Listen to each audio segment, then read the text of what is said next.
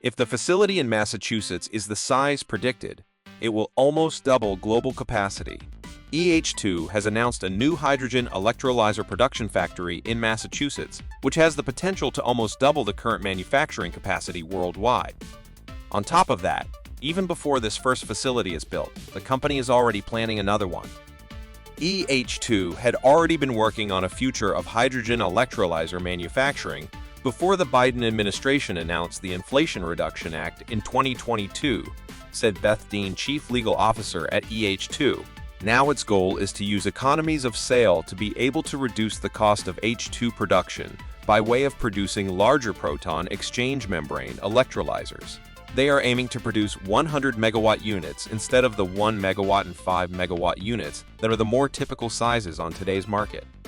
The company also intends to produce electrolyzers that will be able to boost and ease H2 production more quickly based on the availability of intermittent sources of renewable electricity.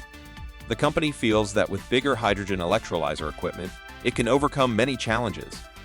Electrolyzers right now are available on a scale that is very difficult to bring them to what is needed in the industry in terms of what you need if you are really going to address steel, cement, and chemical manufacturing, said Dean. The size of the electrolyzer needs to be much bigger.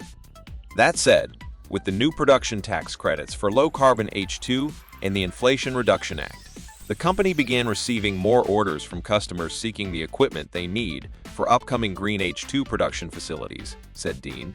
As a result of this spike in demand, EH2 accelerated the timetable for the completion of its first factory and started planning the construction of a second. According to the company, it is currently on the hunt for an appropriate location for the second facility, though it has not yet established a firm timeline. The first hydrogen electrolyzer manufacturing factory is located near the company's R&D facility in Massachusetts. It's slated to begin equipment production for demonstration by the close of 2024.